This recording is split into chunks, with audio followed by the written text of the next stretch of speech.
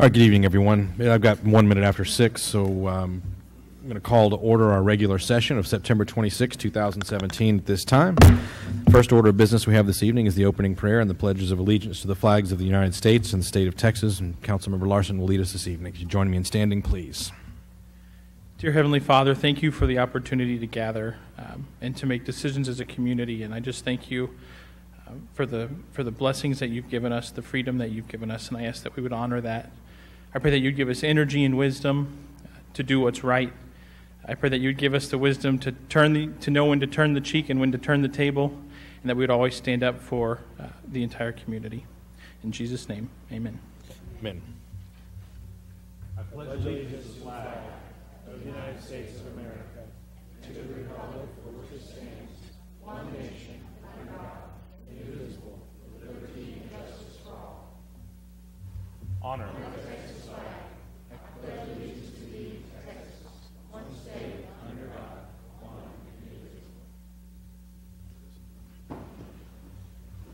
Thank you, ma'am.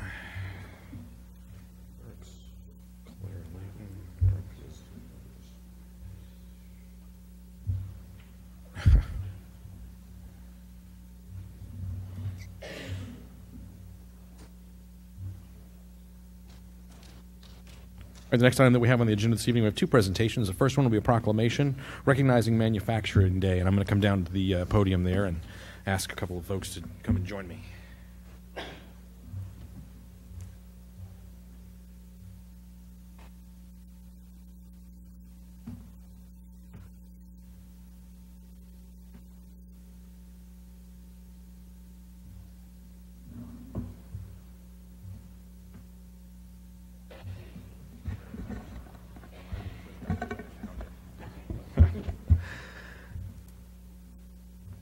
All right, so first I think I'll read this proclamation, and then if anything comes to me that I feel like I need to say in addition to it, I will. But the proclamation says most of everything, I think. It says, whereas Manufacturing Day is an effective way to highlight the importance and benefits of a strong manufacturing sector in our local economy, as well as promoting, supporting, and celebrating all manufacturers for the jobs and products they produce. And whereas manufacturing creates primary jobs, which infuse new money into our community by exporting products to areas outside our region, state, or to international markets, helping establish our local economy. And whereas the City of Schertz, the Schertz Economic Development Corporation, and county partners work in unity to grow the city's economy by attracting and retaining manufacturers. And whereas Schertz manufactures and builds products and components such as automotive parts, bulletproof doors, concrete products, custom millwork, engine blocks, eyeglasses and frames, fabricated metal products, lubricating oil, mobile command centers, natural gas plants, packaging, protective coatings, screen media, signs, textiles, aggregate screens, artisanal cheese, assembly systems, and more yet.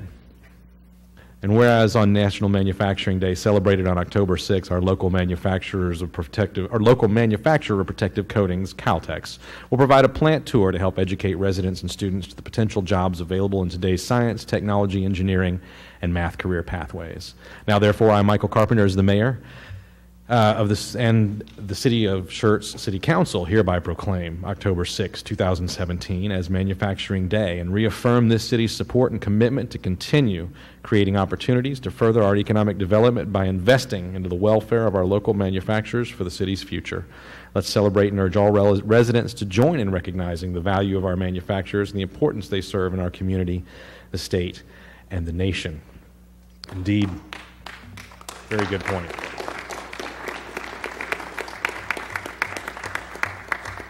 The beginnings of the change at the time of the Industrial Revolution marked the beginnings of the end in many parts of the world of old ways,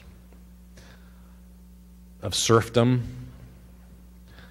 of indentured servitude, gave people an opportunity to create things together and better their lives. Change the world. Manufacturing has been an incredibly important part of our history as human beings, and we celebrate it this coming week. So thank you all for joining us this evening. Would either one of you like a shot of please do.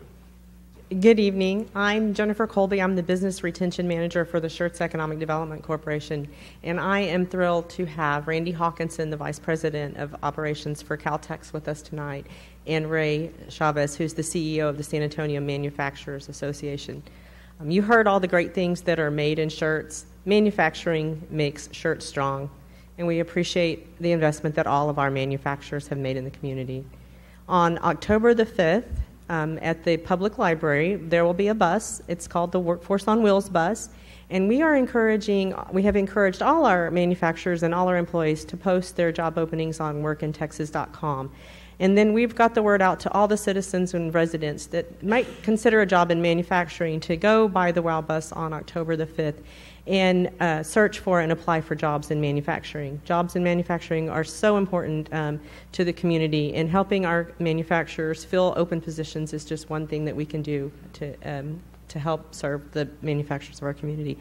On October the 6th, if you are interested in touring Caltex, Caltex is opening up their doors between 9 and 11 for anybody who might be interested in a career in manufacturing or seeing how things are made. Thank you for your time, Council, and appreciate everything. I'm going to take a picture.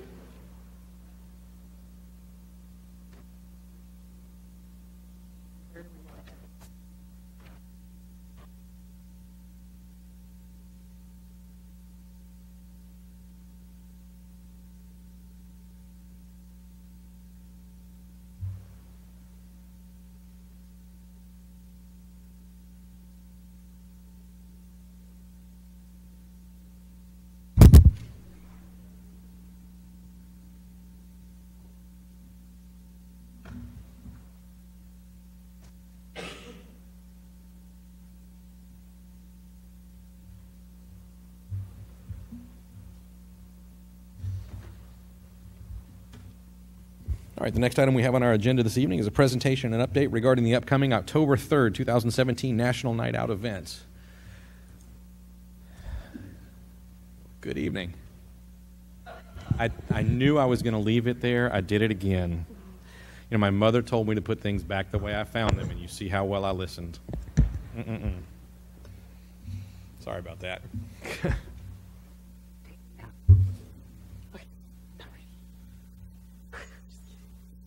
All right. Good evening, Mayor, Council, Mr. Kessel. I'm here tonight. I'm basically going to give y'all a presentation in regards to National Night Out because we do have so many new council members on our team now. So it's a matter of just kind of how it works, what National Night Out is about. And so here we go. Okay. All right, what is National Night Out? National Night Out is an annual community building campaign that promotes police-community partnerships and neighborhood camaraderie to make our neighborhoods safer and more caring places to live. National Night Out enhances the relationship between neighbors and law enforcement while bringing back a true sense of community. Furthermore, it provides a great opportunity to bring police and neighbors together under positive circumstances. This year, National Night Out occurs on Tuesday, October 3rd, and we generally schedule our event from 6 p.m. to 8 p.m. So most of the neighborhoods in our city are under the understanding that from 6 to 8 is when we'll be out and about in the city. So how does it work? I can't take the credit for this. Corporal Seco, whose position that I kind of took over when he went back to patrol, had this in the works and had kind of perfected it. I just took it over. But just a brief rundown of how it works. It involves neighborhoods registering with the police department to be placed on the list for a visit by a team. And the reason we break off into teams is so we can cover a larger area in the time allotted. 6 to 8 sounds like a long time, but it's not. You'll see that when you get out there on Tuesday. The teams consist of police department personnel, council member, and a city staff member if available. I did receive 2 special requests this year in regards to council member attendance and have placed them on the appropriate teams. Mayor Pro Tem Edwards and Council Member Thompson.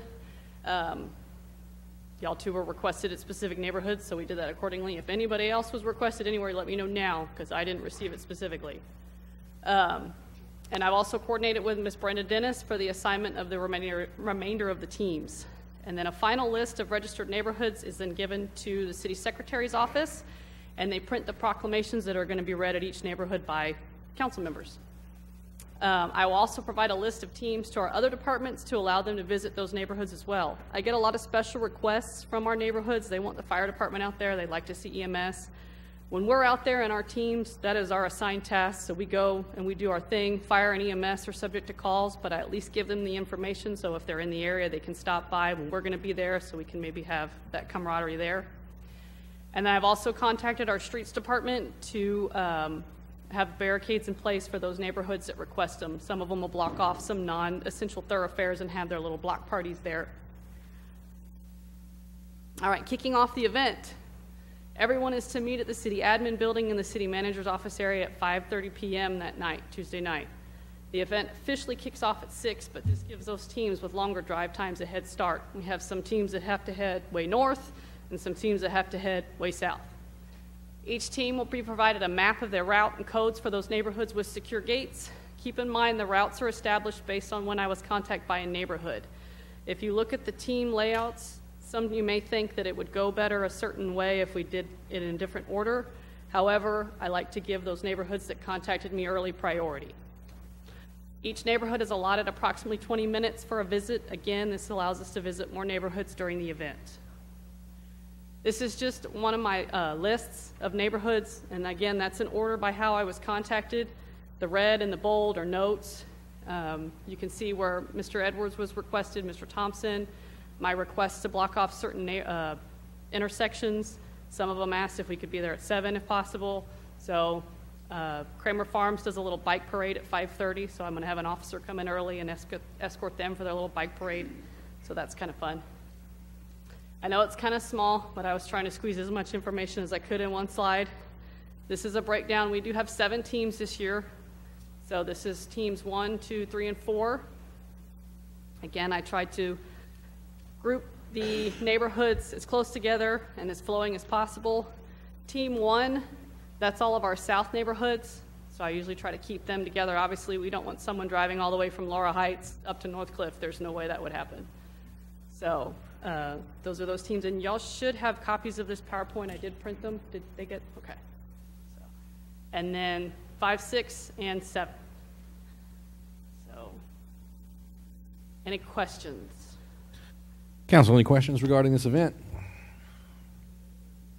Dr. Kaiser? Oh, wait. Okay, here we go. Not really a question, but my eyesight is not as good as it used to be. Okay. So I really cannot read the Oh, teams. okay. If we could just get it, maybe Brenda can send it. Sure, yeah, I'll get you a Yes. hard copy.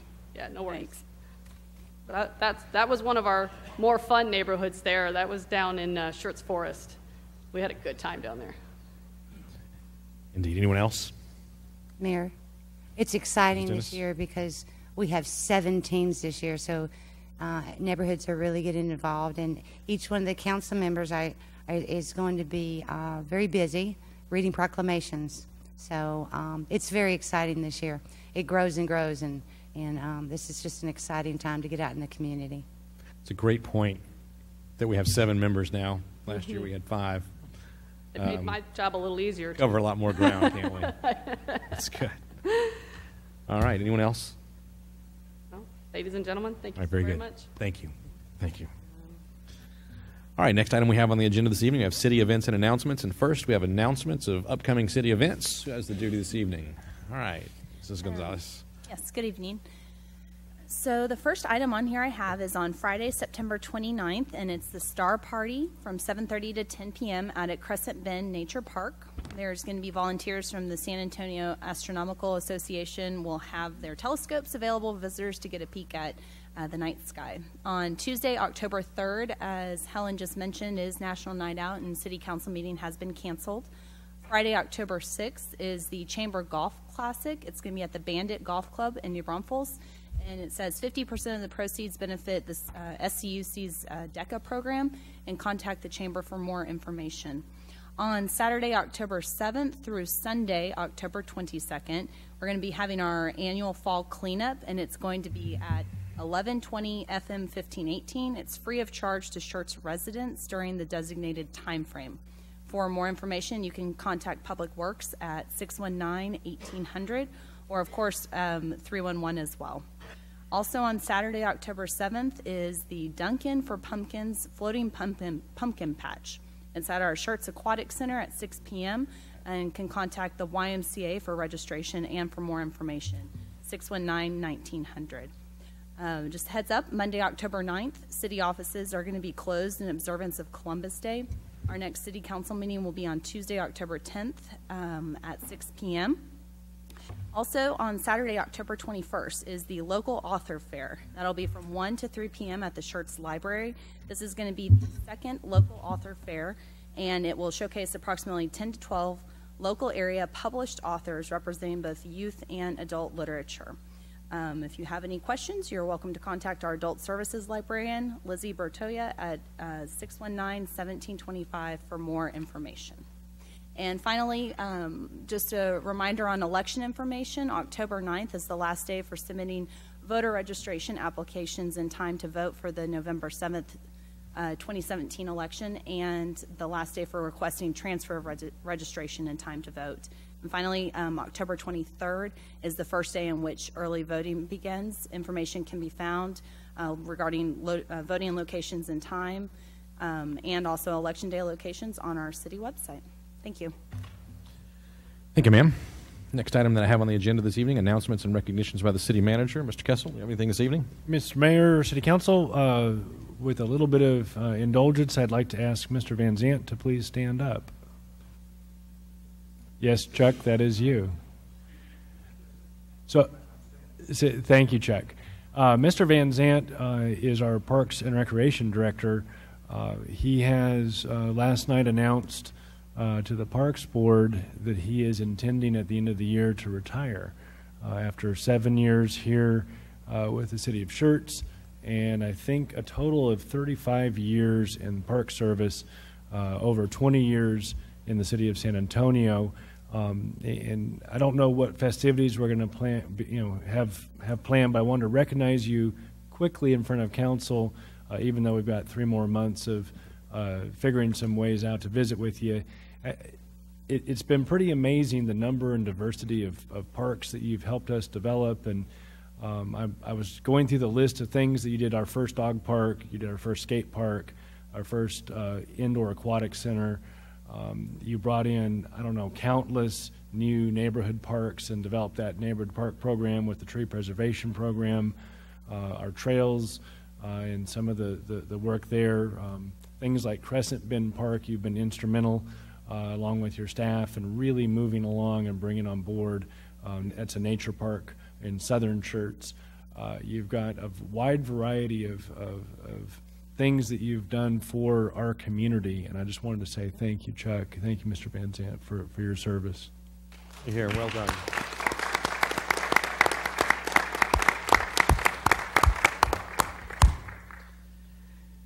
And before I go on to the next item, Mr. Van Zant, Mr. Kessel mentioned a number of things that are highly visible to everyone that goes on in the city. And just while I was out and about the last couple of weeks since our last meeting, I had a resident pull me aside and say, I just needed to tell you how pleased I am with the service that the city has rendered up here in the Northcliffe area. I called to the parks and talked to Mr. Van Zant and asked if we could get some grass and a median cut, because I said it was up to my hips and was not a thing that looked good or was really unsightly and probably harboring little critters. And she said by the next day it was done. And so just to share that with you, the little things that aren't seen that you quickly take care of and respond to the residents, it's great stuff. Thank you again for that as well. I appreciate it. All right, next item I have on the agenda this evening, I have hearing of residents. And first this evening, actually, I should still go ahead and say, if you would, when you come forward, state your name and address for the record. And first on the list this evening is Mary Burks.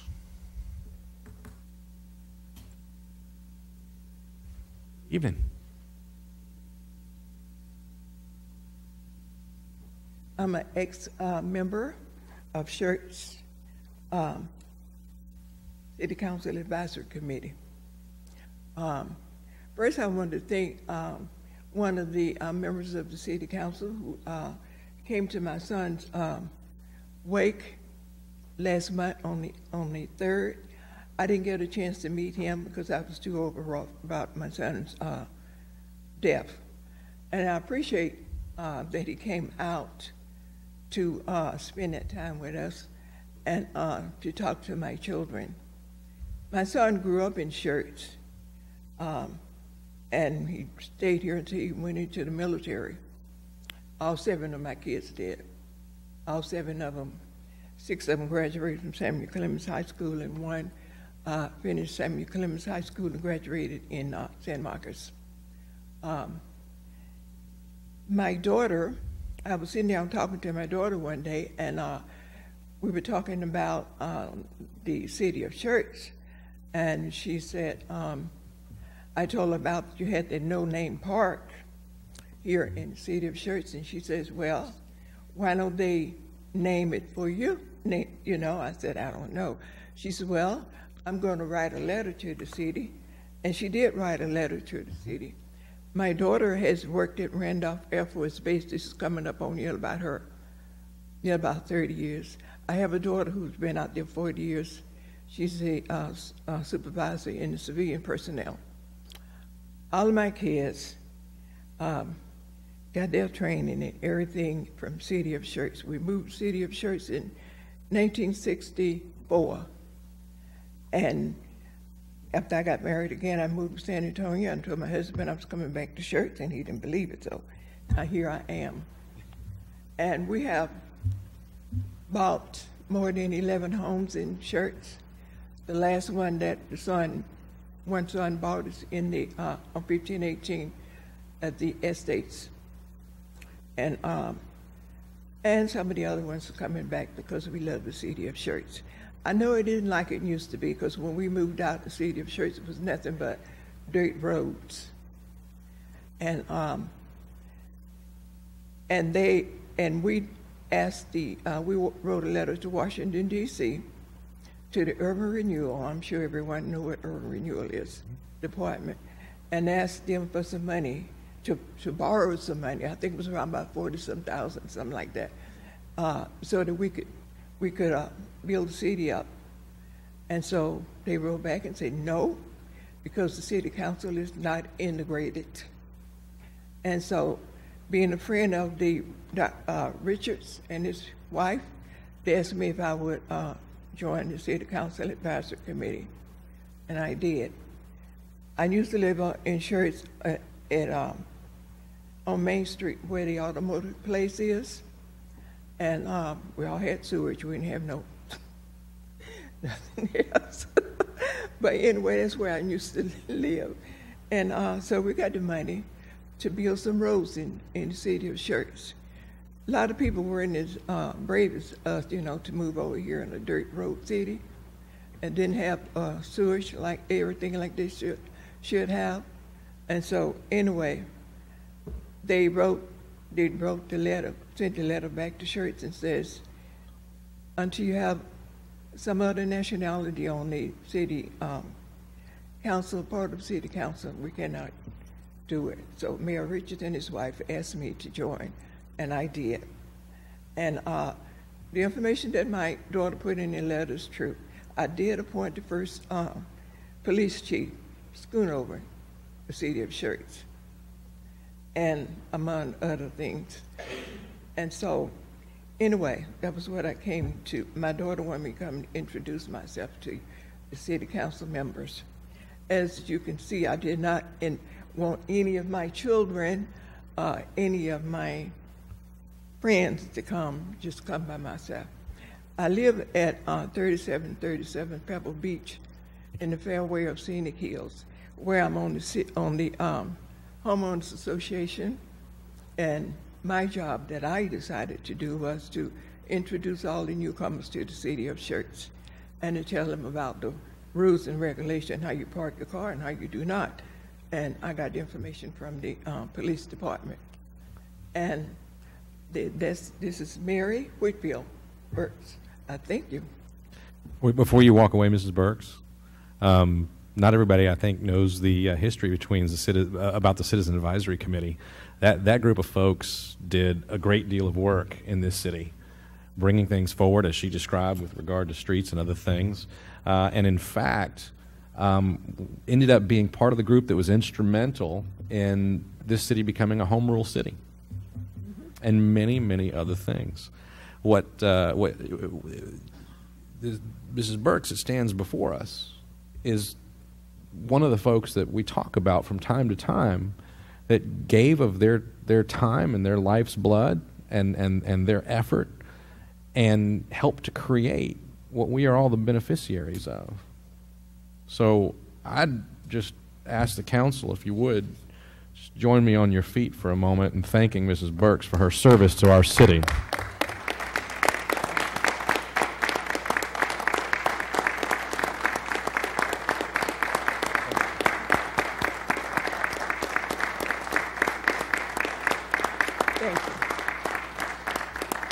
Thank you very much. Just one more thing. Would the city councilman please, the one that came to the funeral, please stand up. Are you here? Someone. Very nice. Okay. Thank you. Nice. Thank you, Mrs. Burks.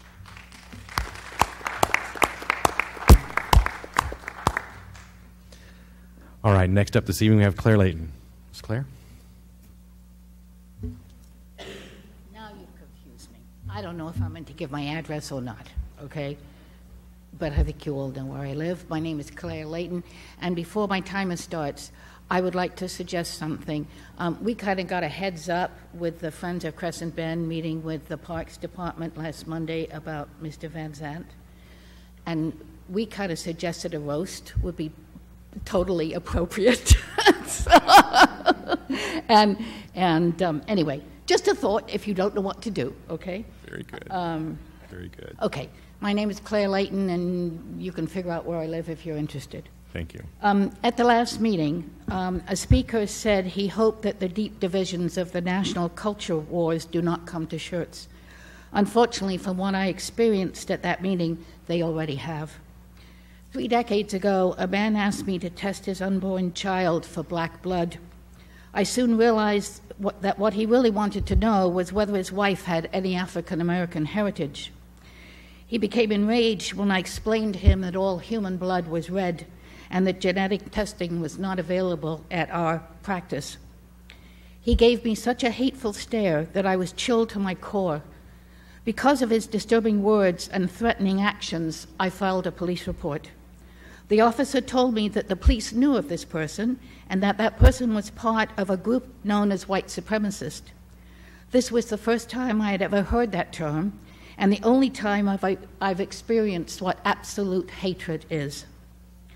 But on 12 December, when one of the pro-councilman speakers left the podium, he gave me that same vitriolic, full of hatred, bone-chilling stare.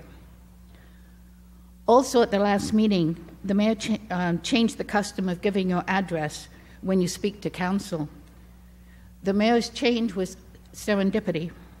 As the speaker returned to his seat and stared at me, I realized how much danger I could have been in if he knew where I lived. I will not cower to such hate, but I am saddened because seeing that look again tells me that the deep divisions of the national culture war are already here in Schertz.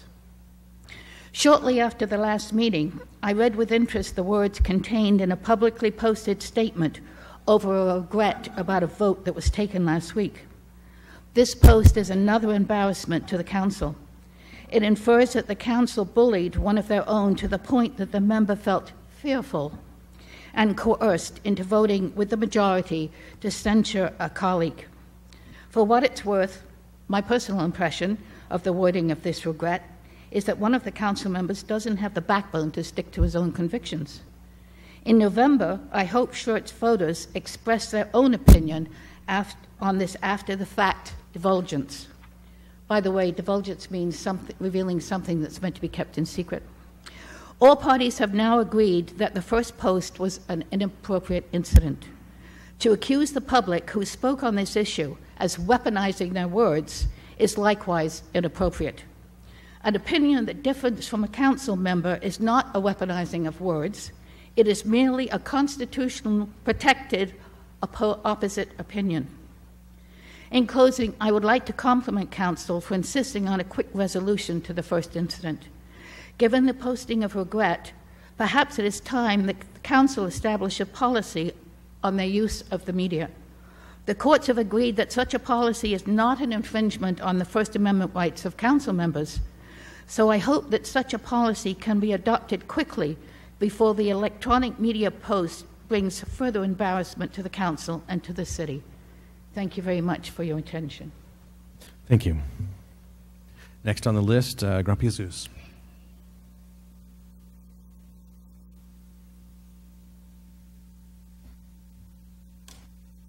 Good evening, Mayor, City Council. At least I don't get to be booed tonight. Oh, okay. Wait. Let's keep the decorum, everyone. That's the problem we had last week. The chair and the council member allowed the meeting to become a circus. You all have to agree with that. They were cheering when somebody came up here and said he didn't do anything wrong. He apologized. And there was booing when somebody came before you and told you the truth. Breaking news. I did talk about Senator Weiner. Got a slap on the wrist. I'm sure you all read it. He got 21 months in prison for the second time. September 5th meeting was orchestrated. And this is how. It was not posted on the agenda regarding me or somebody else is going to come and speak about the posting. But yet, 3 council members had a prepared statement to read that evening. That was not listed on the agenda. That somebody, a resident, was going to come and speak regarding the posting. But 3 council members had a prepared statement to rebuttal the posting.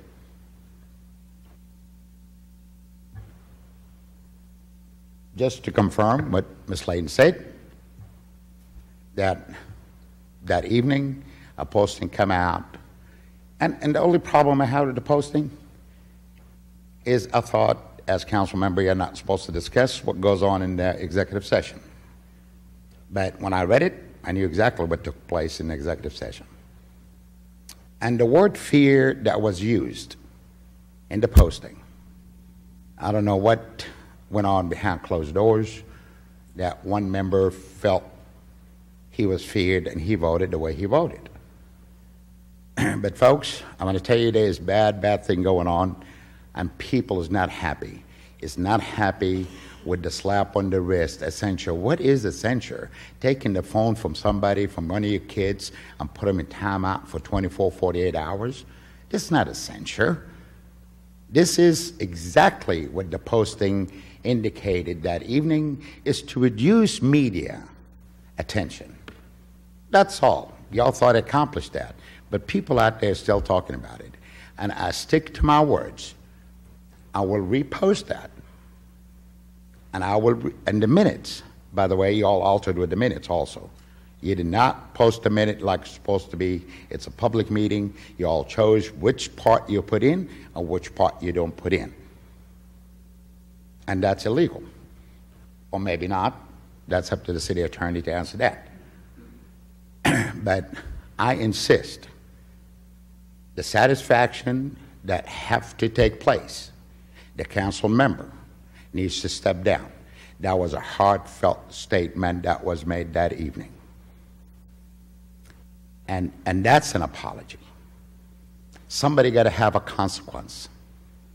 Consequence was not served that evening at all. A slap in the wrist was served that evening, and it's all in as y'all watch. Y'all don't think you hurt people's feeling? I talked to my brother. He said, shame on them. Shame on them. He's a very educated person. Very, very educated. Yes, he is black, and I'm proud of him. He says, shame on him. Thank you. Thank you.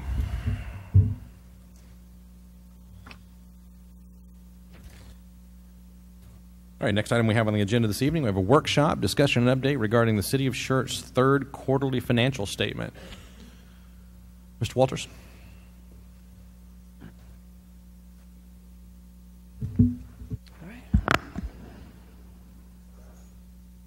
this up.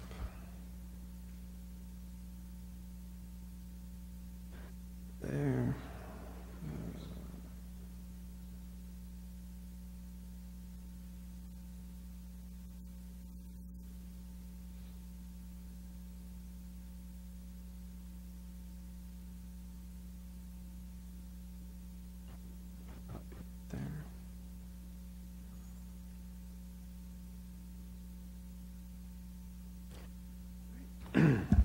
Good evening, Mayor and Council.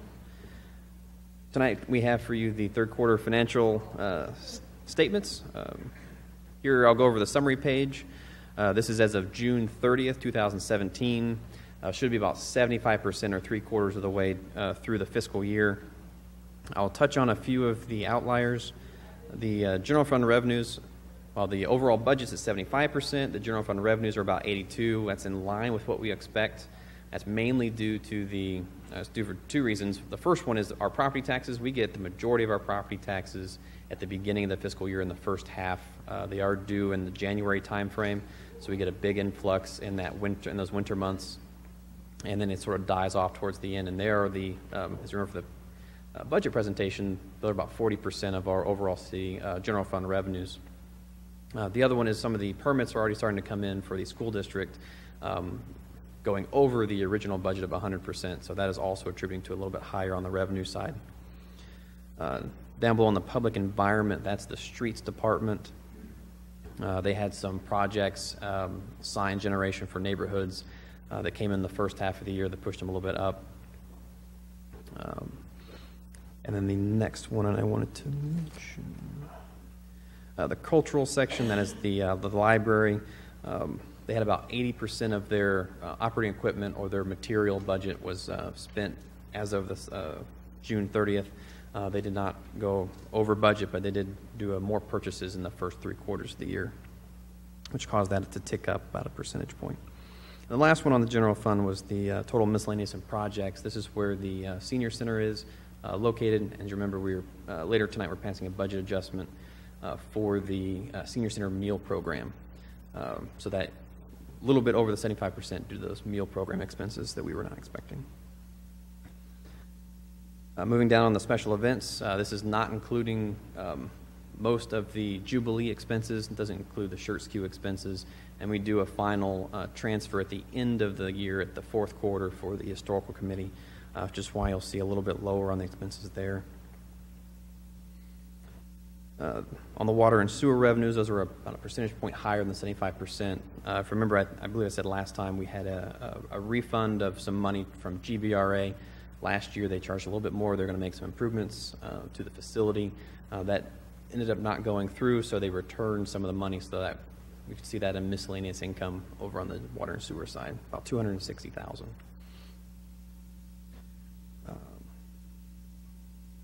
Just wanted to point out on the drainage again. The revenue side does include a large amount of transfer from reserves this year.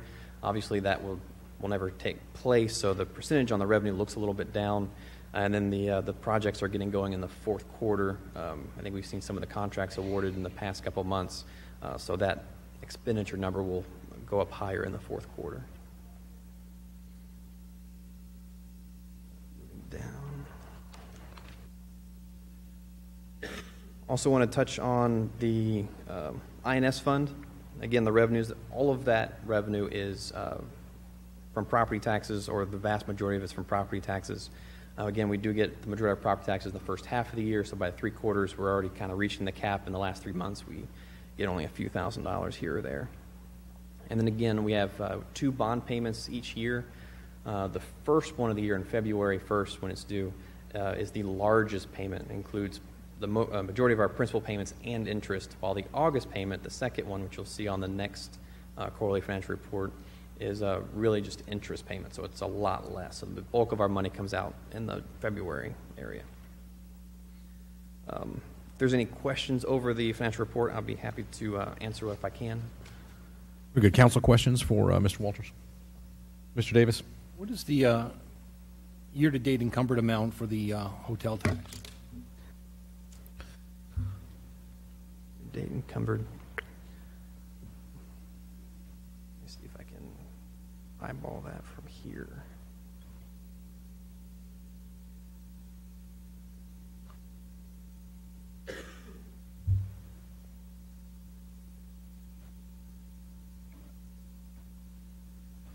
Celtics, okay. That was a, let's see. Oops.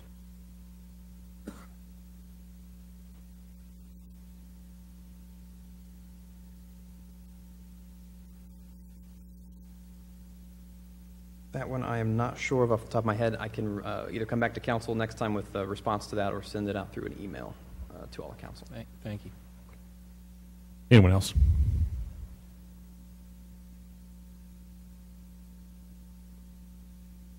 If not, very good. Thank you, sir. Appreciate it.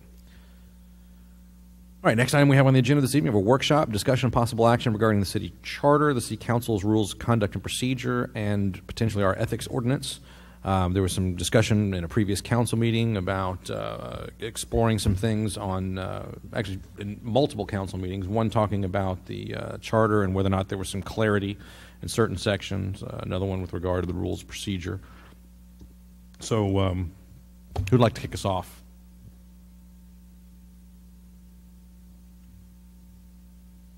Mr. Crawford?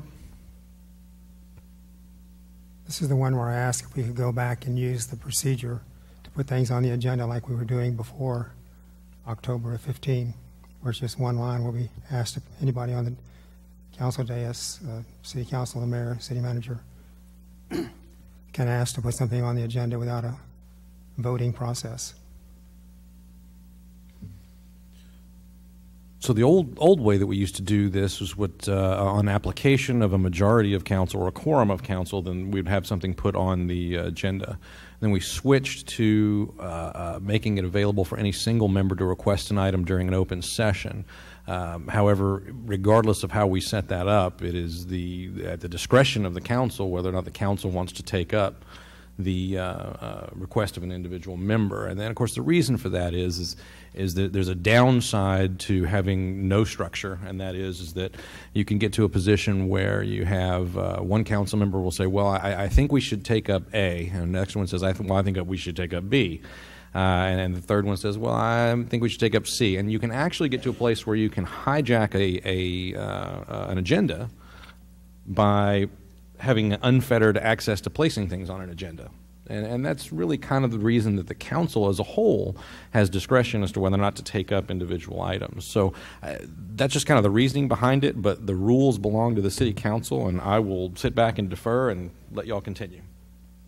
Others? Anyway, Mr. Davis? I understand. I actually agree with you that we have to have some kind of rules to follow with doing this.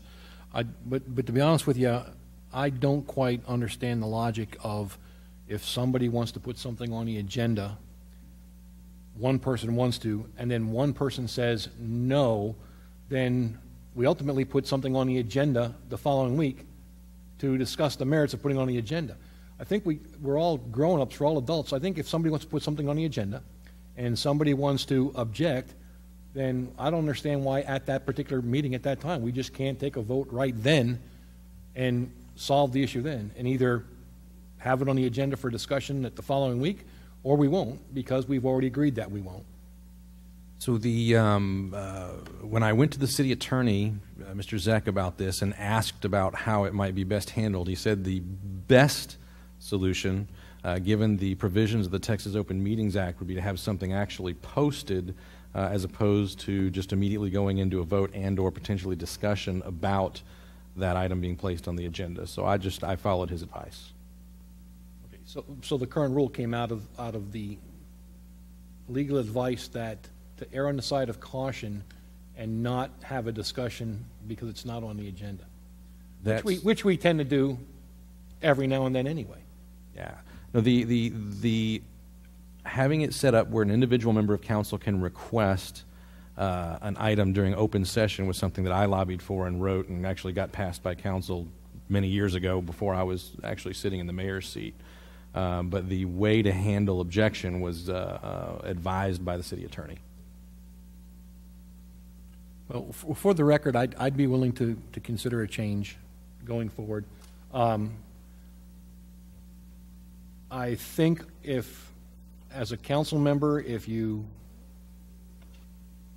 take your time and think about what you're doing up here, you can control yourself so that you will not be going into new business that's not posted on the agenda, and keep it focused on the facts of, shall we put something on the agenda or not, yes or no. I just don't see where it's that difficult. And I've sat here enough already in my first year where our fine legal counsel has spoken up when it's appropriate to say, we're going down a path we shouldn't be going down. It's happened 3 or 4 times since I've been here. Very good. Mr. Larson? You would? No? Dr. Kaiser? I would agree with Mr. Davis. I think especially when, you know, if we're on a week that we have the next week off and one person, it could be everybody wants it, one person says, I object, we then put it off for 2 weeks for discussion and then discuss it that week to put it on the following week. I don't think that's, and again, I think we can be reasonable enough that the night it's requested, if someone objects, we can discuss the merits of just putting it on the agenda, not the issue itself. I don't think that would be that difficult to do. Mr. Thompson? A little bit of background. The current method that we are utilizing, there's, I think, 3 purposes for it. Number one, there have been instances in the past where a council member would put items on the agenda that had been voted on, discussed and voted on by council, but because that council member disagreed with the vote, it was continually brought forward. And so by adding the opportunity to object, then that was one opportunity to help with that. Second was, I think one of the things that it is very significant is that it allows, if we use the terms majority and minority to refer numerically to the council, it allows the opportunity for a minority council member who might not have the same prevalent thought as the majority council to say, in essence, I want to take a timeout for a week so that we can all think about this and come back and revisit it. That was one of the things that Jim Fowler did extremely well. There were times when he would sense that the city was, or the council was rushing through things, and he would kind of say, maybe we need to do a timeout. Let's just pause. We don't have to rush through this. And I think the 2 purposes, one, so that we don't put back on what has already been discussed and possibly voted on, and 2, just to give all of us a week to think. The only thing this really does is it delays potentially 1, maybe 2 weeks being able to discuss it. So that's just another side of the coin to consider. Mr. Edwards. You know, I served with Fowler for a long time, and I can tell you now, he was very diligent, very thoughtful in everything he did. The first instance that you gave, though, was that goes back to the level of maturity that we discussed earlier. Guys, we're all adults. There are things that we want to discuss on the dais, and there's things that we want to discuss in front of the public. And those things should be elaborate. I mean, we should be able to do that. We should be able to elaborate on those things. So putting an item on the agenda, to me, is not that big of an issue. Now, how you carry yourself when you're presenting that item is a bigger issue. If you're going to be, you know, if you're going to use language or use anything that's going to hurt the city or hurt the council or embarrass us, yeah, then we have a problem with that. But you should be able to be allowed to speak and put an item on the agenda. I don't have a problem with that, as long as we're being mature adults about it. Because we do have rules of procedure that would actually stop someone from going too far by ending debate and so forth. And those items are at our use. Those are quivers that we can put arrows in our quiver and use those if we need to. I don't have a problem with that. So you can end the debate, or you can stop someone from elaborating too far into a different item if you want to. That's why the rules and the procedures are in place.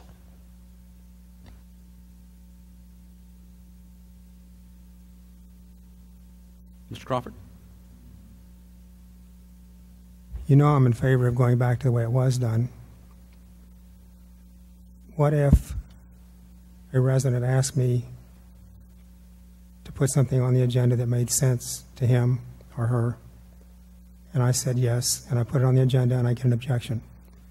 How is that resident going to feel about the support of council when they have to wait 1, 2, or 3 weeks to get it looked at? That's one scenario that I hope doesn't happen. Most of the things I've been asked by residents, I go to Brian James and or done most of Brian James, and they take care of getting them fixed.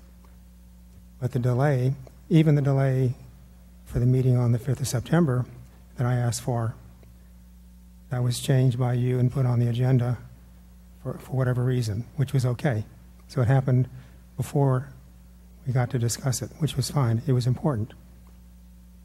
And I appreciate that happening. It wasn't because of my question, but it happened. So I think we should be as casual isn't the right word, but we should have the ability to put something on the agenda to serve our community. And I think that worked okay up until the 27th of October of 15. And I'd like to go back to that if that's possible. I'd like to make a motion to do that if possible. Are you making a motion? Mr. Edwards, I think, wants to speak. Mr. Edwards? You know, Mr. Mayor, I thought we might talk about this. So the core values, it says our core values are simple, straightforward, and directive. Okay, they're very direct. Do the right thing, do your best, treat others the way you want to be treated, and work collaboratively as a team. Again, we can put things on the agenda. We choose to carry ourselves in a light or a manner that will decide whether or not we're going to argue or banter back and forth, have witty dialogue. I think that putting items on the agenda would not be that much of an issue as long as we're professional and we carry ourselves in that manner.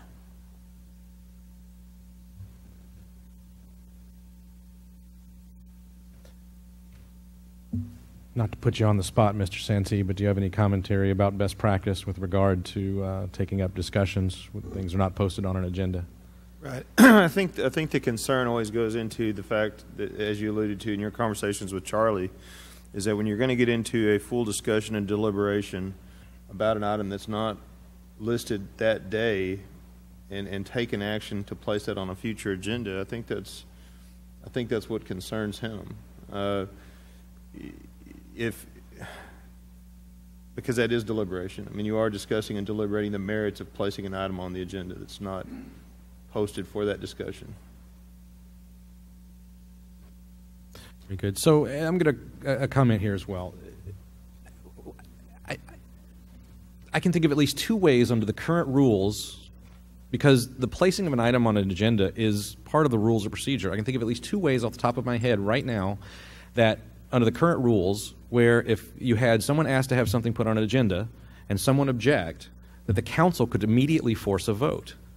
Now that the council has not availed itself of these available procedures, I don't know what to do. That ability exists today. At least two ways. So I guess my commentary would be avail yourselves of the rules. Put the rules of procedure to work for you. If you wish to change the rules, that is absolutely the prerogative of council. I don't have a vote. All I get to do is sit here and enforce the rules that you put in front of me. So there it is. Mr. Crawford? Yes, sir. I don't disagree with Mr. Stantee's comment. However, he's sitting on the dais to make sure we don't do what he just said we could do or might possibly do. And he's warned us about that before. And I still think it should be as simple as the statement that used to be in the council agenda that says, no, item under request and announcements, request by mayor and council members that items be placed on a future city council agenda. That's simple.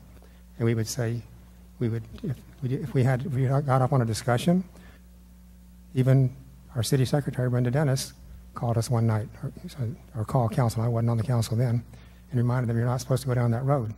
So I think we are, as Mr. Davis said, I believe, mature enough to try to stay away from violating any kind of Open Meetings Act.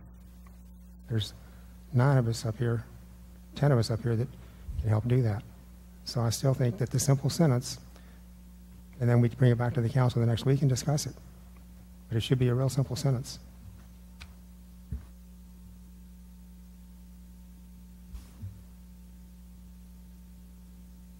I'd like to make a motion, Mr. Mayor. Okay. That we put on the agenda for under the request and announcements, a request by mayor and council members that items be placed on a future city council agenda. Second. Make sure I understand. You're saying that you want to place on the agenda. On the agenda as a document, not on the agenda to discuss. I want the item on the agenda, like this council agenda, like item number 7, under requests and announcements, request by mayor and council members that items be placed on a future city council agenda. That's simple. That's what it used to be. And it's changed twice since then.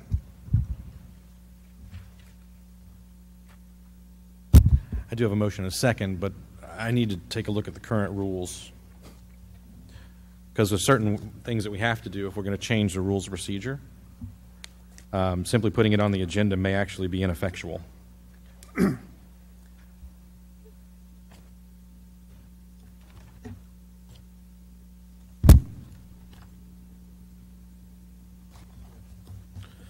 Mr. Edwards.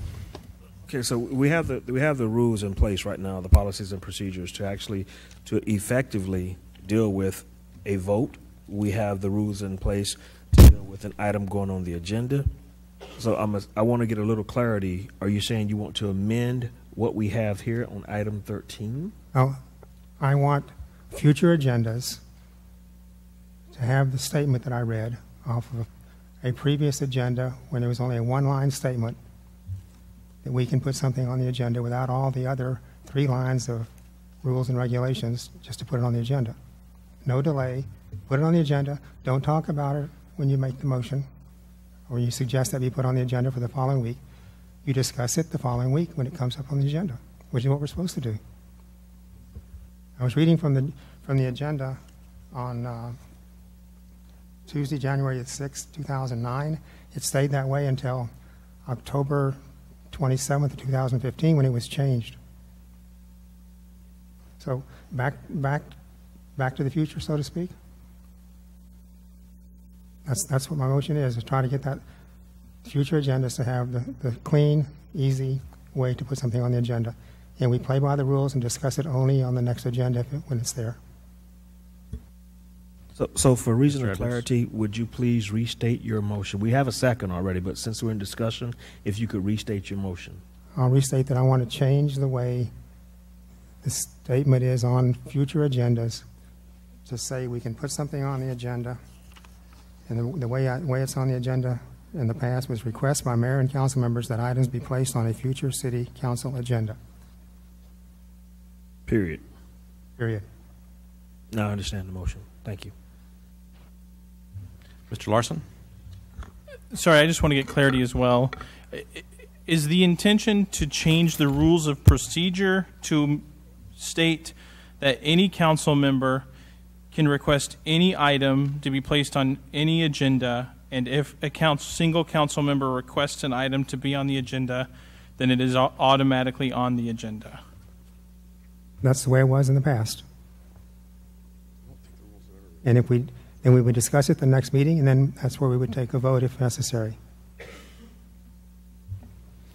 Thank you for the clarity. You're welcome.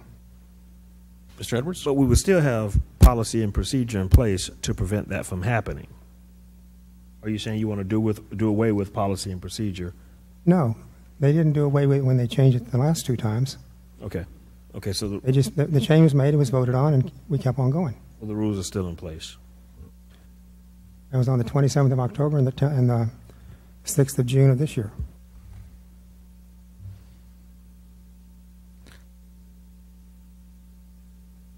So simply changing what appears on the agenda is not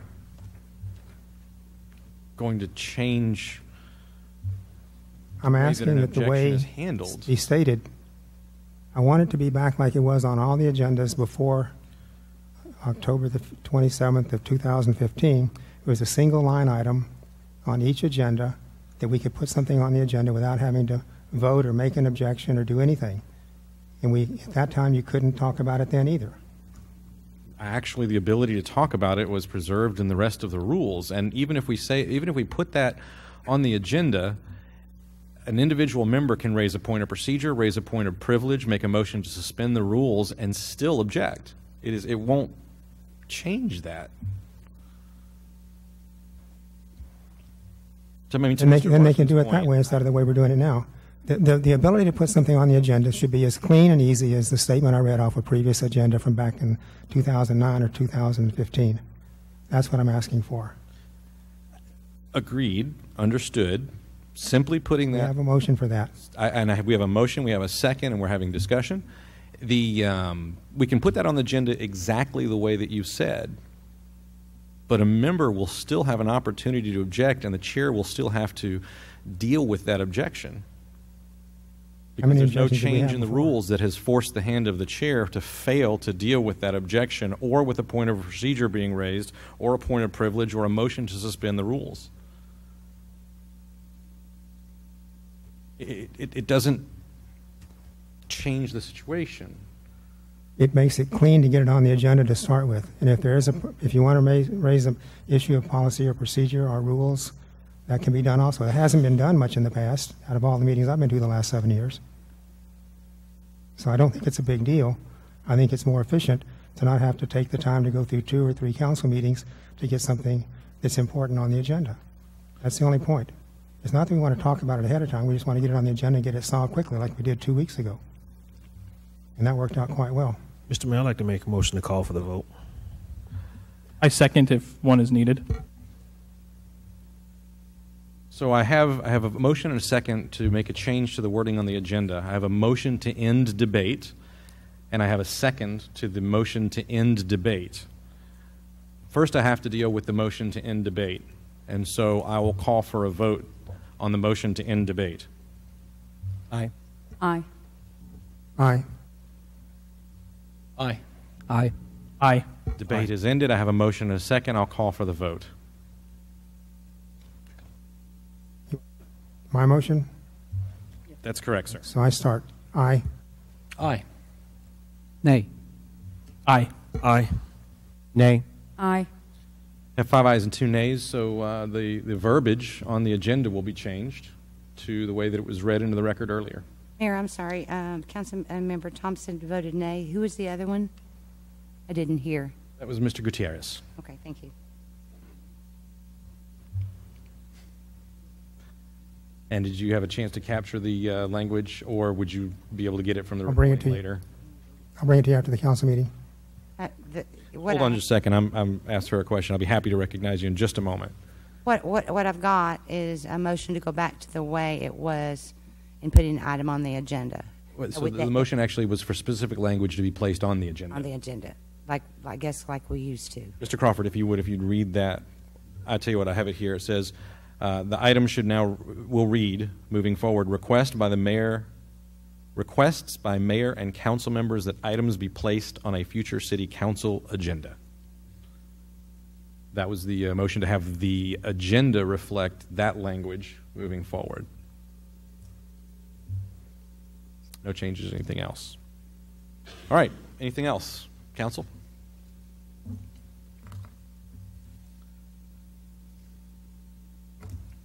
On our ethics or on our charter? Any items to bring forward? Okay, very good.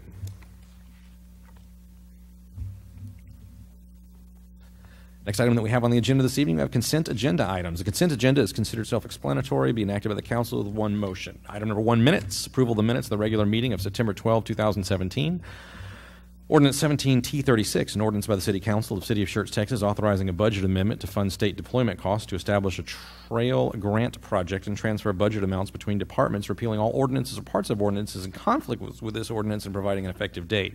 Item 3, approval of the resignation of Mr. Christian Glombick from the Planning and Zoning Commission.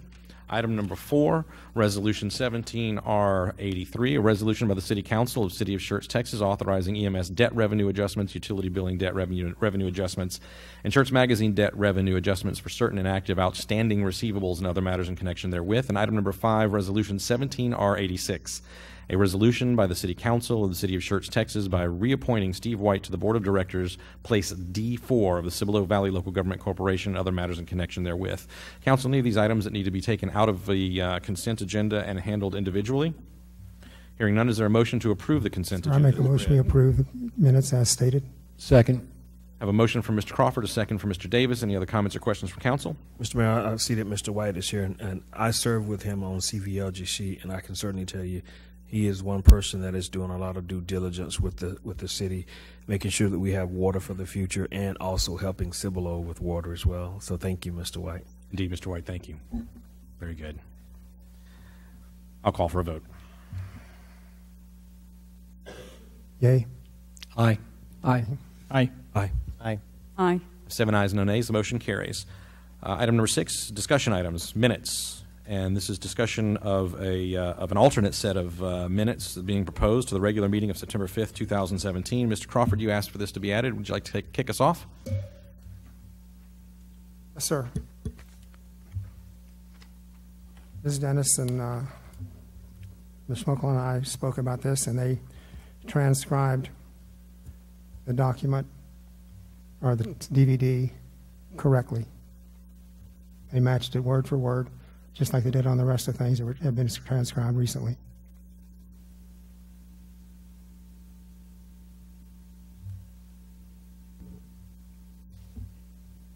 They will take out the one paragraph that was put in the proposed minutes to us, and they will put in the other 1, 2, 3, 4 paragraphs that show the actual transcription.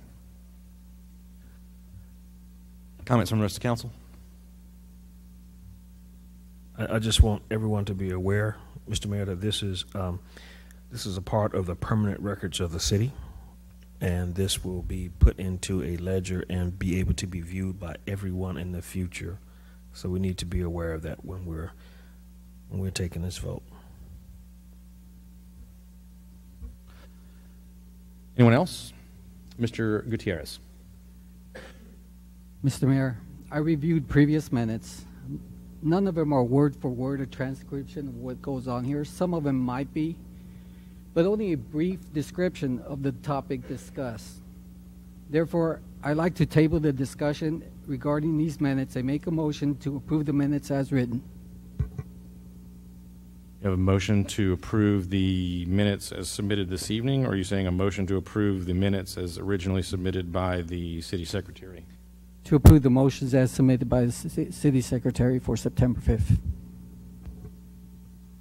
I have a motion to approve the minutes as originally submitted by the city secretary from the meeting of September 5th.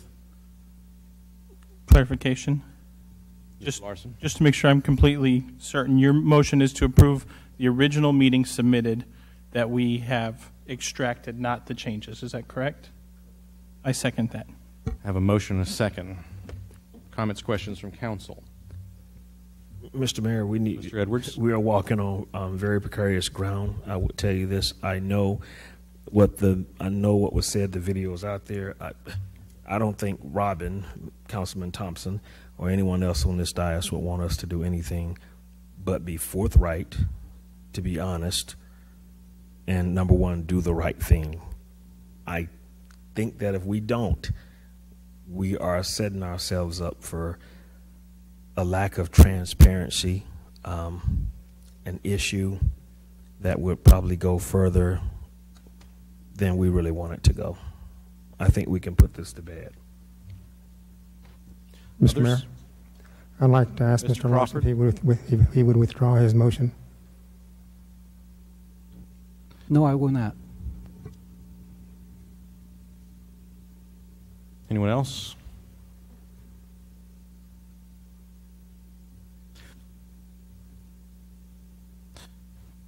I'll only comment this way. It has not been the habit of the council to reduce to quotations comments of the council. And I've read most of the minutes from 1958 to 2005. Not all of them. I haven't had time to read them all. But it's been a very rare occasion that things have been reduced to actual quotes. The other challenge I have is that the way that the revisions have been presented are not actual transcripts. That's not the case at all. As a matter of fact, if you read through them, I think from memory, from reading it, the first paragraph reads, the first time that Mr. Thompson, or the first time that he, and it doesn't say Mr. Thompson stated that. It reads instead like a news story as opposed to a transcript. And so I would ask the council to consider, if you wish to have a transcript of the evening's statements made, that we do that. That's not what's before us. And if we're going to summarize someone's comments, then we should say, Councilman Thompson said, and then have a summary. But as it reads right now, it reads more like a news story. The first time that Mr. Thompson, and it reads, that's not accurate minute taking. I'm happy if the council wants to have more detail, but let's be accurate. And if we're going to have a transcript, then let's have a transcript, and frankly, a motion to reduce the commentary to writing. But at this point, what's before us is not, in fact, a realistic review of what happened in the evening, because it's not a transcript, it's an incorrect summary. So we need to get it right if we do. Mr. Edwards? Mr. Mayor, I was asked by the city secretary if I could bring my statement to her, the statement I read that night, and I brought it in and I gave it to her. So she captured my statement, accurately. Mm-hmm. So this is an actual transcript of what I actually said. So this was verbatim. So being that Councilman Thompson, his words are captured here, can I just read through the strike through for everyone? If you guys don't have this in front of you, many of you do. It says, Councilman Thompson provided a commentary and explanation regarding those times and asked those to forgive some of the language he used, as it was exactly what was said to him. Councilmember Thompson stated that the post that he shared was not meant in any form of manner to be racist. It was inappropriate. A personal friend of the Facebook friend told him, a personal friend and Facebook friend told him about it, and he looked at it and thought that he never thought of it in that light. He apologized online to him and deleted the share, did not think much about it. His friend accepted his apology, and we both went on. So when I read further down on this, and I'm not going to go into graphic detail here, but when I read further down, I do know that we have a video that was put out online, and that video was actually redacted. And if we don't go forward being transparent, I think we're making a huge mistake here. I really do believe we're making a mistake. If we can change documents, or we can change videos, or we can change anything at any time, I think that's the wrong message to send to the public. I think it's the wrong message. I cannot in good conscience, I've always said that I was going to be transparent and I was going to do the right thing. Why? Because it's simply the right thing to do. And I can't support the motion. At this time, I cannot support the motion. Again, I'll also say my contention is, if we're going to reduce something to writing and call it a transcript or an exact accounting, then it should be, in fact, an exact accounting. Mr. Mayor? So maybe we table Hold on it. just a second. Mr. Crawford? What this is now is a better rendition, almost exactly the same words used. There's some uhs and ahs that were left out, but it's accurately more reflective than what the 8 sentences, 2, 4, 6, 7 sentences were in the original minutes proposed to us before. What's in there now is 4 paragraphs that explain every word accurately, correctly, It captures what's on the DVD. It is a legal document. Everything I said in both times when I spoke on that council meeting was captured to the word, including the thank you, Mr. Mayor. And the same thing, I believe, for Dr. Kaiser. So if they can capture mine correctly and capture hers correctly, they can certainly capture others correctly, and they have. And you allowed me to ask the city secretary and the assistant city secretary to work with them on making that happen, and they did a nice job. They did a correct job, superb job. Anyone else?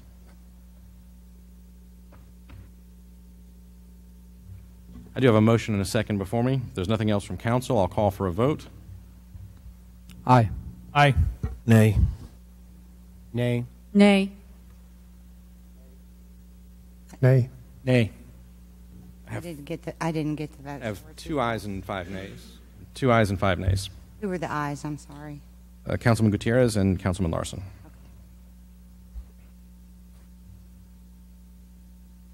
Mayor, Mr. Crawford. we accept the minutes as they've been revised then? I can make a motion for that, right? Of course you may. I'd like to make a motion to accept the newly written minutes by the city secretary for the 5th of September. Second. I have a motion from Mr. Crawford, a second from Dr. Kaiser. Any comments or questions from council? Just one question. Mr. Gutierrez? Ms. Brenda, were my comments indicated word for word as they were stated? I believe most of it was. There may have been, a few things, left out. But I think I captured most of it, yes. Okay, thank you. Any others? All right, I'll call for a vote. Aye. Aye. Nay. Nay. Aye. Aye. Aye. I have 5 ayes and 2 nays. The motion carries. Next item that we have on the agenda this evening, we have item number 7, Resolution 17R84, a resolution by the City Council of the City of Schertz, Texas, authorizing an amendment to the professional services agreement with Friesen Nichols Incorporated related to the city's thoroughfare plan update and roadway impact fee study and other matters in connection therewith. Mr. James? Thank you, Mayor and Council. As you know, we retained Friesen Nichols to update our thoroughfare plan and then also to do a study for roadway impact fee and actually a system for rough proportionality measurement. Unlike our typical design contracts with engineering firms where we include a contingency, my preference when we do a study is not to include a contingency. I think in my experience, you always eat up that contingency. So rather what I do is scale it back, try to hit the deadlines, try to be concise, and then evaluate it at whatever point makes sense and see if we need to make adjustments. And the contract we have currently is $207,000. After we got through the thoroughfare plan, which is not halfway, but it's the first component, the updated thoroughfare plan that council approved a couple of months ago. And as we get into the roadway impact fee and rough proportionality study, we sat down with Friesen Nichols, reevaluated the scope of services, and based on a number of factors, including taking longer to do the thoroughfare plan. You may recall there was a lot of public input and interest at the Planning and Zoning Commission meeting. There was a lot of discussion about the 3009 extension that we did. Some of the other plans in the area had been updated since then. We came back, lost some efficiencies, and are updating it about an additional $18,000 to $226,000. I will say that that's less by about $24,000 or so than the initial proposal on Friesen Nichols. And so the idea is to try to do it in as short a time as possible, as cheaply as possible, and again, to avoid scope creep, we typically will not include contingency on these. One of the things we will likely do as we get a couple more months in and have a draft of this is we will come and put out for proposal the water and sewer master plans, and we'll likely try to do those at the same time. And we will take the same approach there, cap it as a low, evaluate partway through after the study's done, up if we need to, and get there. One of the reasons not to go back and sort of cut to stay within the initial budget on the second half is roadway impact fees are a fairly contentious item. Getting them approved, and once they're approved, as I thought about it a couple days ago, I think In my time in local government, I've been involved in lawsuits with the city over roadway impact fees more than all other topics out there. The dilemma we face is nobody else really other than Cibolo does roadway impact fees down here up in the North Texas area. Most communities do them, so people are less familiar. People also seem to be able to understand water and sewer impact fees a little better. They just don't get the gist of roadway. And so part of what we've done are update some of the figures, or we're going to have them update some of the figures. So we're working off census estimates, not past estimates that are slightly off, just to not have it get picked apart. So with that, we're asking to go up about another $18,000, take it out of professional services, and we anticipate having an ordinance to you to be able to act on within 6 months, about 6 months. We look to go to P&Z with the land use assumptions and the cost projections for the thoroughfare to P&Z in 2 weeks. We sent a final set of comments back to them today, or that we reviewed at staff level, and we'll go back. So with that, I'll answer any questions.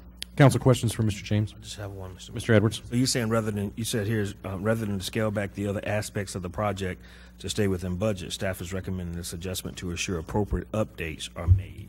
That's exactly right. And because we did not include a contingency. If I'd included a contingency, I'd work it out of the contingency. Again, with these kind of studies, I tend to find their scope creep, and I get to this point and I've already used up the contingency, and then I have to come back to you. One last. And so we're not going to exceed the 18,183, right? We're not going to exceed the 226,133. Total. Yes, sir. Mr. Mayor, I'd like to make a motion to approve resolution number 17R84. Second. Have a motion from Mr. Edwards. I believe a second from Mr. Davis. Any other comments or questions from council? Hearing none, I'll call for a vote. Aye. Aye. Aye. Aye. Aye. Aye. Aye.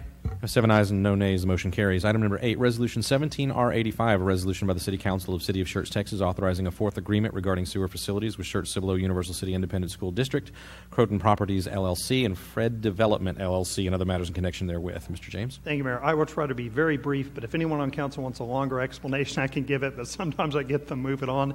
What we're doing is essentially amending the current agreement in 2 ways. One is currently the current agreement had a provision that the developer had to start the expansion of the lift station by the 20th last week. Otherwise, the $300,000 that was set aside would go back to the city and the school district. They had been in discussions with us about that. They've essentially said, can you give us another year? They want to expand the lift station going forward. From a cost perspective for citizens out there who may be saying, why would we do that? We lose money. If they expand the lift station, there's additional capacity. Likely that development will occur. As they draw down on that capacity, they pay a fee, and so the city stands to make significantly more than we would give up if we said, no, we're not going to do it. Additionally, often we tend to need to go to these property owners maybe for easements or things like that in the future, and they would likely remember this going forward. I will say the school district approved it. The other part of it is it allows them to shift the EDUs of capacity, we'll see if my map comes up here quickly enough, to any property they want to, as opposed to ones that are particularly identified within the agreement. That was something that was in the original agreement. It's not something the city typically gets involved in. And so we are happy to be out of that business. We'll allow the private sector to sort of do what they do and pick and choose that. So again, the 2 key points are extending by a year and allowing them to shift the EDUs as the Corbett property owner agrees to it. School district authorized the superintendent to enter into the agreement. They'll be making some tweaks to it, minor. Anything more substantial, we would come back to you going forward. But again, staff seeks approval of this resolution. Any questions for Mr. James? Mr. Mayor, I'd like to Please. say thank you to Mr. James, because he did give me the long version this morning on the phone, and it was interesting, but it was probably more than I needed to know. So thank you. Mr. Mayor, I'd like to make a motion that we approve resolution 17R85. Second. A motion from Mr. Edwards, a second from Mr. Thompson. Any other comments or questions from council? Hearing none, I'll call for a vote. Aye. Aye. Aye. Aye. Aye. Aye. Aye. 7 ayes, no nays, the motion carries. Item number 9, Ordinance 17K37, an ordinance of the City Council of City of Schertz, Texas, releasing and terminating a drainage easement on lots 1 through 5, Block 3, and lots 1 through 7, Block 2 of the Mesa Oaks subdivision, and establishing an effective date hereof. I'll see if Ray can bring my PowerPoint back up. But essentially what we've got is there's an existing easement across a number of lots in the Mesa Oaks subdivision. That's not the graphic I had wanted. It was an interesting one, nonetheless. Again, now I'm nervous. I won't change the slide. I'm not sure what that was, but it was interesting.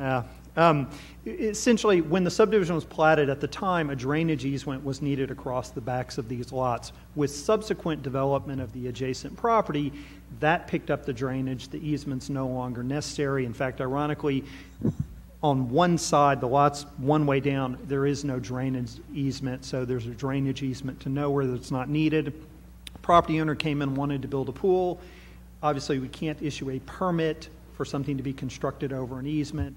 This will allow them more flexibility to do that. I will point out, and the property owner is aware, there appears to be an existing gas easement across the back of the property. They're working to try to see if that's been abandoned. It's been abandoned, part of it, and so we'll continue to work with them for that. But it's a fairly straightforward item. We have an easement. We don't need it. This allows the property owner to do what they want.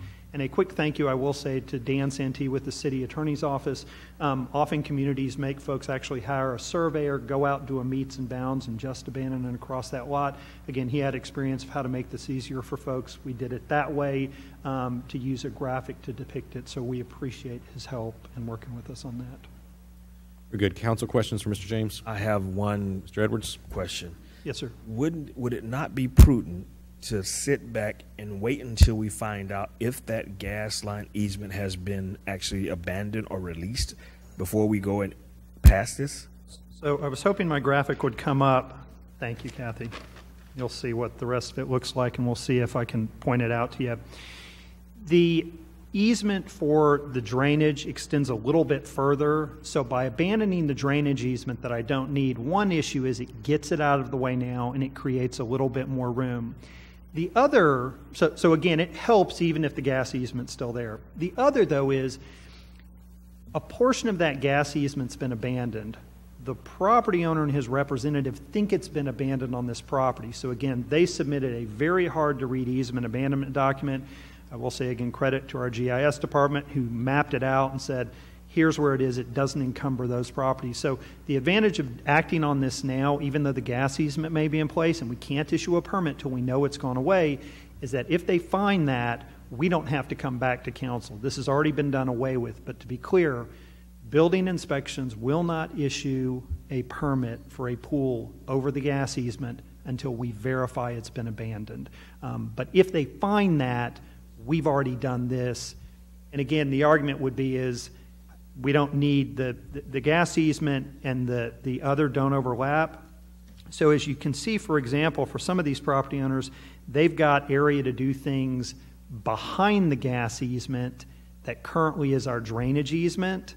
And so again, even if the gas easement were not to be abandoned, there are benefits to folks to be able to do some things. They could build a shed back there, for example, without it, or a deck back there over the easement. And that may be what folks do. If they can't find an abandonment or they can't get it to happen, they may start doing some things behind there.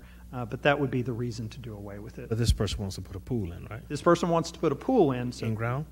It's an in-ground pool, yes, sir. So they either have to gerrymander around the gas easement, assuming this is approved tonight, or what I think they'll do is they'll go back and keep looking for that abandonment across their lot. We don't know if it exists or not, but if they find it, then we can cut them loose on a permit. So let me make an attempt to make a motion. Okay. Mr. Mayor, I'd like to make a motion that we approve Ordinance 17K37 with stipulations once the abandonment documentation has been found, no permits will be released until that time. Would that suffice? So go ahead and comment, Mr. James. So if I may make a comment, let me make sure I understand your concern. And maybe let me take a step back, and I apologize. Fundamentally, even if the gas easement doesn't go away, we think there's benefit to these property owners to do away with this unnecessary drainage easement because it takes up more land than the gas easement. So even if they can't abandon the gas, they're better off not having our drainage easement over their property. Rest assured that staff is keenly aware of this gas easement, and they will not issue a permit. No, they won't. I mean, they're very aware. Chief building officials looked at it. They will not issue a permit that encroaches on that gas easement until we get documentation that it's been abandoned.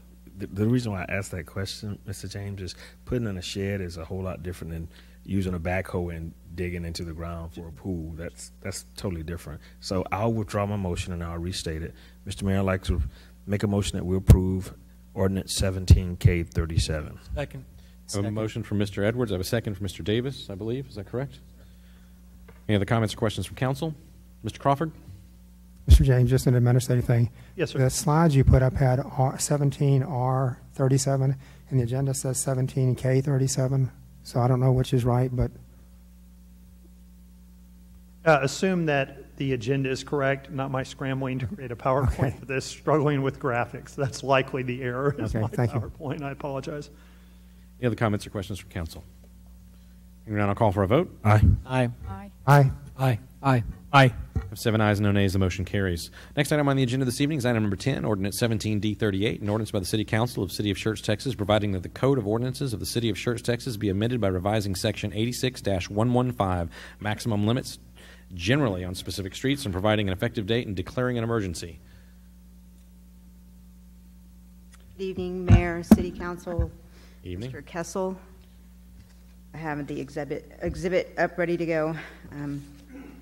But before you, I have a request from TxDOT to include in our Code of Ordinances for a construction speed limit. And the speed limit is for the duration of the 1103 construction of the bridge. And so they requested this because they did an engineering study, and it showed that for safe construction activities, they need a safe speed limit. And so the signs are going to be put up by the contractor, and they're also going to be taken down once the job is done. Very good. Council, any questions on this one? No, sir. Mr. Mayor, I'd like to make a motion that we approve ordinance number 17D38 with haste. Second. I have a motion, excuse me, from Mr. Edwards and a second from Mr. Thompson that we approve ordinance 17D38 and declare an emergency.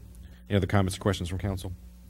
Hearing none, I'll call for a vote. Aye. Aye. Aye. Aye. Aye. Aye. 7 ayes, no nays. The motion carries. Thank you. Next item on the agenda this evening is a roll call vote confirmation.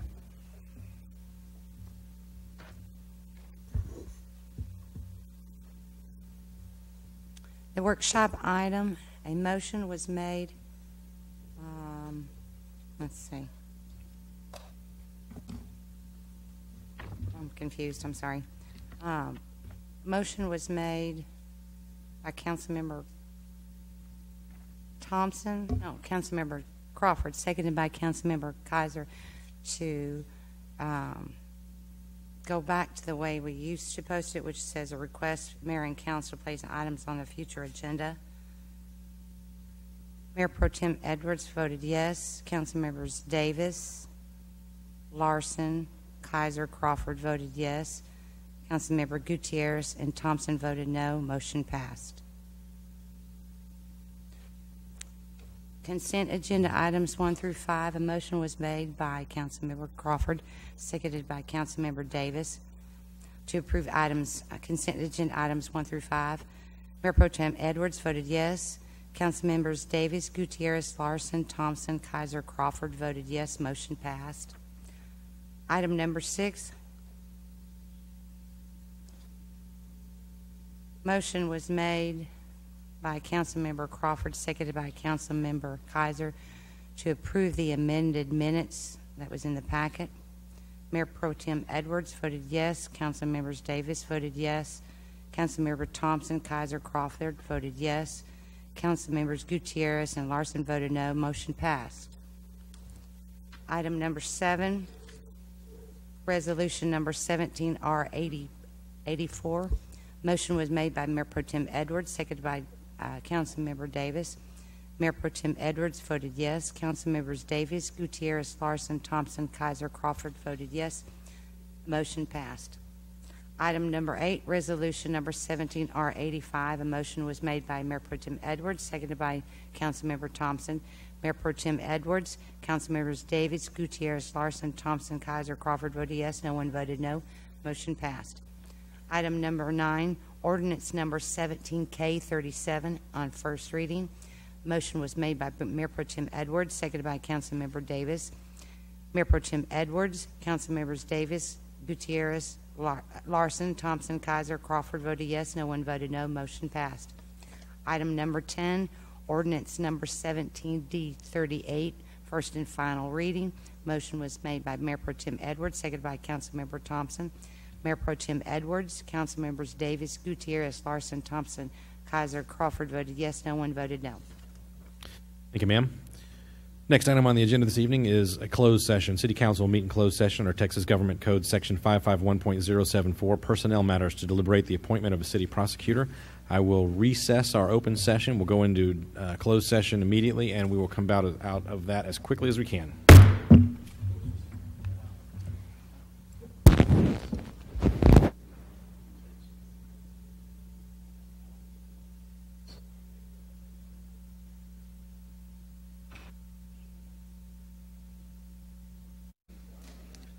Everybody back at the dais.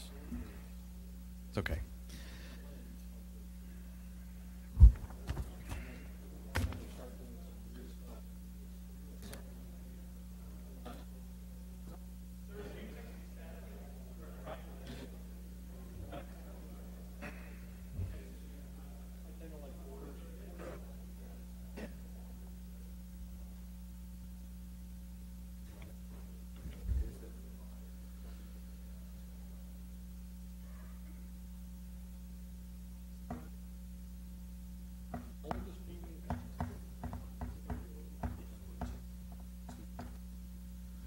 All right, I think that's everyone. I've got 10 minutes after 8. At this time, we'll go back into open session. Next item on the agenda this evening is 11A, take any action based on discussions held in closed session. Under agenda item 11, we have none this evening, so there's no need for a roll call vote confirmation. Item number 12, announcements by the city manager. Mr. Kessel. Item number 13, place items on a future agenda, something that we need to have on a future agenda that we don't currently have scheduled. Mr. Crawford. Mr. Mayor, I have a letter from a resident I'd like to, I've shown it to Mr. Kessel before the meeting. I'd like to ask him to have staff look at Shred Day. I got a letter from Mr. Arnie Clem Soji sending me an advertisement of a Cibolo Shred Day and wanted to know if we could have one. And I talked to Mr. Kessel, and he said send it to him and get him to look at it. I just wanted to make recognition that the letter came in. Mr. Mayor, we'd be happy to look into that. Okay, very good. I'd like to also have an agenda item, if it's possible.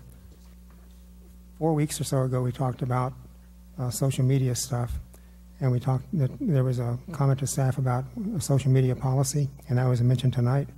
Can we get an update on where that stands? Sure, need an update, because I believe the council had said that they would like to have the city attorney's office and or staff come back and give us a suggestion about a potential education program for both council and boards, committees, and commission members, if I recall correctly. And so you're asking for an update on that one? Yes, just an update, not something complete necessarily. Thank you. Okay. Very good. Anything else? Okay. Next item we have on the agenda then, we have item 14, announcements of mayor and council members, and I'll start with Mayor Pro Tem Edwards. Mr. Mayor, I just wanted to let you guys know Chick-fil-A did a great event over at Journey Fellowship. It was their 5K run. The thing lasted all morning. I know we have at least one council member that received an award, but I just want to say it was a great turnout. I was there just to do the firing of the pistol. Of course, I didn't run. I do not run, but just want to let you know it was a great event. I think it was over 600 people out there. It was pretty well attended. Yeah. Very good, very good. Mr. Davis? Nothing, sir. Mr. Gutierrez? No comments. Mr. Larson? Nothing. Mr. Thompson? I would echo the comments about the Chick-fil-A 5K. Actually, 2 councilmen ran. Both were awarded, but to me the biggest award in all of this was that between everybody there, we managed to pack a full truck full of food for the Children's Hunger Fund. Very good. Dr. Kaiser? I don't have anything. And Mr. Crawford? Nothing, sir. Thank you. Very good.